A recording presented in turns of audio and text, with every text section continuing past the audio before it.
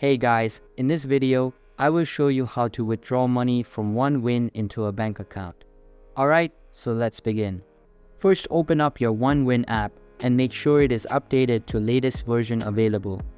After that, sign into your account and you will be on this home page. Here, all you have to do is click on the menu icon at the bottom right. Next, you're going to click on your profile icon at the top. Then you're going to click on Withdrawal, and next you're simply going to select in which bank you want to withdraw. Then you're going to select which card or bank account you want. Once selected, here you have to provide your bank information such as account number, and you're simply going to enter the amount you wish to withdraw.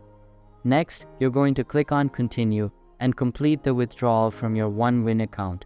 So that's basically how you can withdraw money from OneWin into a bank account.